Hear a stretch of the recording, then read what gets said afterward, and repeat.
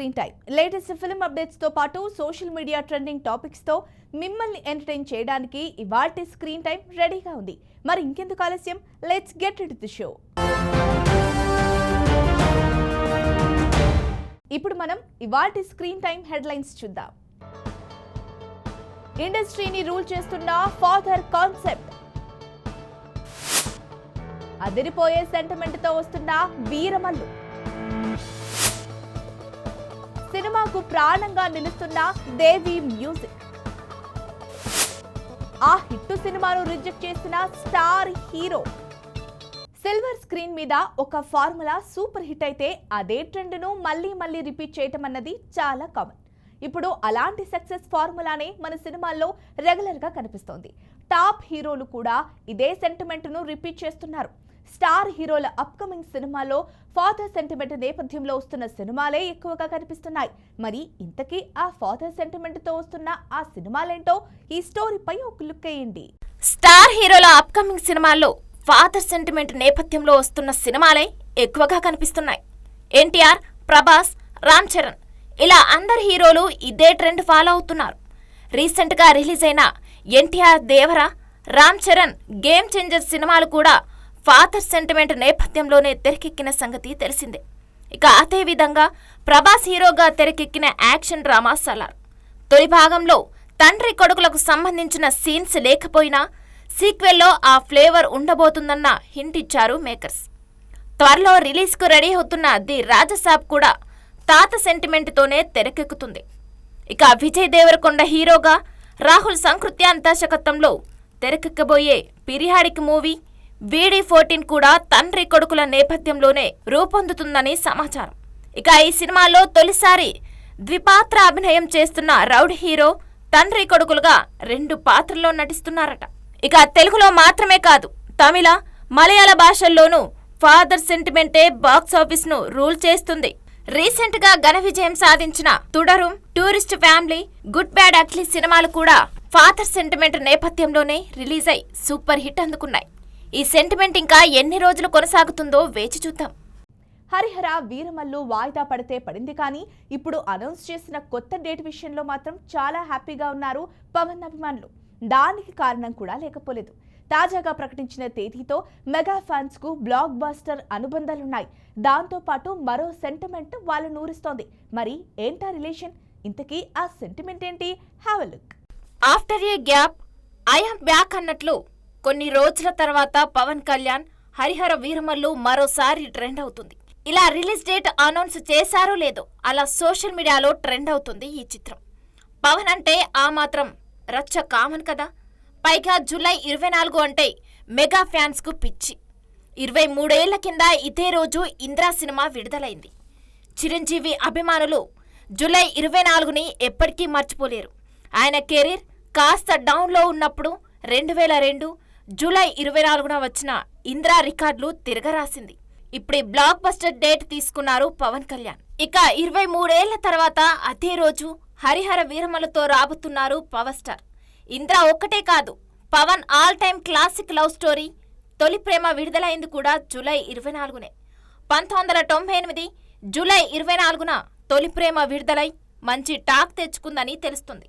ఈ తేదీ మాత్రమే కాదు, జూలై నెల అంతా మెగా హీరోలకు బాగా కలిసొచ్చింది. 1999 జూలై 17న విడుదలైన తమ్ముడు సినిమా కూడా బ్లాక్ బస్టర్ గా నిలిచింది. పవర్ మార్కెట్ ను మరింత పెంచేసిన సినిమా అది. అంతేకాదు, Ram Charan sensational block buster Magadheera cinema విడుదలైన డేట్ కూడా 2009 జూలై 31న. వరుణ్ తేజ్ కెరీర్లో బిగ్గెస్ట్ బ్లాక్ బస్టర్ గా నిలిచిన ఫిదా కూడా 2017 జూలై 21నే విడుదలైంది. జూలైలో వచ్చిన ప్రతిసారి దాదాపు విజయాలు అందుకున్నారు మెగా హీరోలు. మధ్యలో శంకర్ దాదా జిందాబాద్, బ్రో లాంటి సినిమాలు నిరాశపరిచిన 90% ఈ నెలలో వచ్చిన సినిమాలన్నీ సక్సెసే. అందుకే హరిహర వీరమల్లు కూడా సంచలనం సృష్టించడం పక్కా అని నమ్ముతున్నారు ఫ్యాన్స్. చూడాలిక పవన్ హరిహర వీరమల్లు అభిమానులను ఎలా అలరిస్తుందో. గంగిగోవు పాలు గరిటెనైనా చాలు అంటూ చిన్నప్పుడు చదువుకున్న పద్యం గుర్తుంది కదా. ఇప్పుడు దేవిశ్రీ ప్రసాద్ ను చూస్తుంటే ఇదే గుర్తొస్తుంది. గ్యాప్ లేకుండా సినిమాలు చేసేంత క్రేజ్ ఉన్నా కావాలనే అలా ఓ గ్యాప్ ఇస్తుంటారీన. కమర్షియల్ బ్రేక్ ఇచ్చినా కావాల్సినన్ని రోజులు గుర్తుండిపోయే పాటలు ఇస్తుంటారు. తాజాగా మరోసారి దేవి మానియా మొదలైంది. ఇంతకీ మన దేవి మానియా ఏంటో మీరే చూసేయండి. సినీ ఇండస్ట్రీలో దేవిశ్రీ ప్రసాద్ మాటల కంటే ఎక్కువగా పాటలతోనే పలకరించే వ్యక్తి ఈయన. డిఎస్పీ అని స్క్రీన్ మీద కనిపిస్తే చాలు సగం సినిమా హిట్ అయిపోయినట్లే. ఈయన గ్యాప్ ఇచ్చిన ఆడియన్స్ మాత్రం ఆయన పాటలను గ్యాప్ లేకుండా వింటుంటారు. అదే దేవి మ్యూజిక్. కొన్ని రోజులుగా మరోసారి దేవి మ్యూజిక్ మేనియా మొదలైంది. ఒకప్పుడు ఏడాదికి 10 సినిమాలు కూడా చేసిన దేవి ఈ మధ్య ఆ లెక్క బాగా తగ్గించేసిన సంగతి తెలిసిందే. తెలుగులో 2023లో వాల్తేరు వీరయ్య, 2024లో పుష్ప 2 సినిమాలకు మాత్రమే సంగీతం అందించాడు డిఎస్పీ. ఈ రెండింటికి దేవి మ్యూజికల్ మ్యాజిక్ ఎలా పనిచేసిందో చెప్పనక్కర్లేదు. ఇక ఈ ఏడాది తండెలుగు తన పాటలతో ప్రాణం పోసేశాడు. అలాగే తాజాగా కుబేరాతో మాయ చేస్తున్నాడు. ఒకప్పట్లా వేగంగా సినిమాలు చేయాలనే ధ్యాసేం లేదు దేవికి. చేసిన కొన్ని సినిమాలైనా గుర్తుండిపోయేలా ప్లాన్ చేసుకుంటున్నాడు. పుష్ప 2, తండేల్, కుబేరాతో దేవిశ్రీ ప్రసాద్ మళ్లీ రేసులోకి వచ్చేశాడు. ప్రస్తుతం మోహన్ లాల్ వృషభ్కు సంగీతం అందిస్తున్నాడు. మొత్తానికి చేసే సినిమాల సంఖ్య తగ్గినా చేసిన ప్రతి పాటతో పూనకాలు పుట్టించాలని చూస్తున్నాడు దేవి. చిత్ర పరిశ్రమలో ఒక హీరో చేయాల్సిన సినిమా మరో హీరో దగ్గరికి పోవడం ఇండస్ట్రీలో మామూలే. కొన్నిసార్లు ఒక హీరో రిజెక్ట్ చేసిన సినిమాలతో మరొకరు బ్లాక్ బస్టర్స్ కొడుతుంటారు. ఇక టాలీవుడ్లో ఓ మూవీకి ప్రత్యేకమైన ఫ్యాన్ బేస్ ఉంది. ఆ చిత్రాన్ని ఓ స్టార్ హీరో చేసి హిట్ కొట్టాడు. కాకపోతే ముందుగా ఆ స్టోరీ మరో స్టార్ హీరో వద్దకు వెళ్ళిందట. కానీ ఆయన ఆ సినిమాను తన బిజీ షెడ్యూల్ వల్ల రిజెక్ట్ చేశాడంట. ఇంతకీ ఆ సినిమా ఇది? ఏ హీరో రిజెక్ట్ చేశాడు? ఏ హీరో చేసి హిట్ కొట్టాడు? తెలియాలంటే watch the story. Megastar Chiranjeevi కెరీర్లో ఎన్నో హిట్ సినిమాలు ఉండొచ్చు. కానీ ఠాకూర్ సినిమాకు మాత్రం చాలా ప్రత్యేకత ఉంది.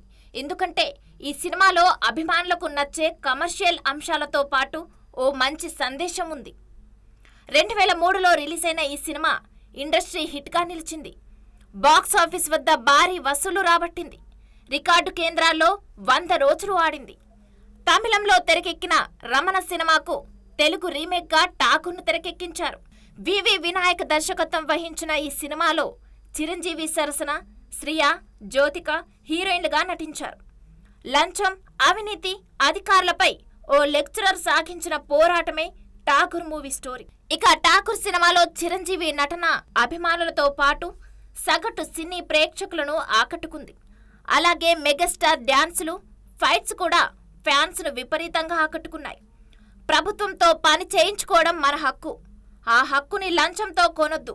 తెలుగు భాషలో నాకు నచ్చని ఒకే ఒక్క పదం క్షమించడం వంటి డైలాగులు ఇప్పటికీ ఎక్కడో ఒక చోట వింటూనే ఉంటాం. అయితే ఠాకూర్ సినిమాకు హీరో చిరంజీవి ఫస్ట్ చాయిస్ కాదట. మరో హీరో కాదనడంతోనే మెగాస్టార్ లైన్లోకి వచ్చారట. ఆ హీరో మరెవరో కాదు, యాంగ్రీ యంగ్ మ్యాన్ రాజశేఖర్. అవును, ఠాకూర్ మేకర్స్ చిరంజీవి కంటే ముందు రాజశేఖర్నే కలిశారట. కథ మొత్తం చెప్పారట. కానీ అప్పటికే ఒప్పుకున్న సినిమాలతో డేట్స్ అడ్జస్ట్ చేయలేకపోయారట రాజశేఖర్. దీంతో ఠాకూర్ స్టోరీ చిరంజీవి వద్దకు వెళ్ళిందంట. కథ విన్న వెంటనే మెగాస్టార్ ఓకే చెప్పడం, సినిమా పట్టాలెక్కడం, ఆ తర్వాత ఇండస్ట్రీ హిట్ అవ్వడం చకచకా జరిగిపోయాయని సమాచారం. కాగా ఠాకూర్ ఒక్కటే కాదు, రాజశేఖర్ చాలా సూపర్ హిట్ సినిమాలు మిస్ చేసుకున్నారట. చిరంజీవి ఆరాధన, అర్జున్ జెంటిల్మ్యాన్, వెంకటేష్ చెంటి, బాలకృష్ణ లక్ష్మీ నరసింహ, రానా నేనే రాజు నేనే మంత్రి, హనుమాన్ జంక్షన్ తదితర సినిమాలన్నీ మొదట రాజశేఖర్ దగ్గరకు వచ్చేనట. అయితే వివిధ కారణాలతో వేరే హీరోల దగ్గరకు వెళ్ళాయట ఆ సినిమాలు. ఒకవేళ ఆ సినిమాలన్నీ రాజశేఖర్ చేసి ఉంటే ఆయన క్రేజ్ మరోలా ఉండేదని పలువురు చర్చించుకుంటున్నారు. ఇది ఇవాల్టి స్క్రీన్ టైం. మరో స్క్రీన్ టైంలో మళ్ళీ కలుద్దాం. అంతవరకు చూస్తూనే ఉండండి మీ బీఆర్కే న్యూస్.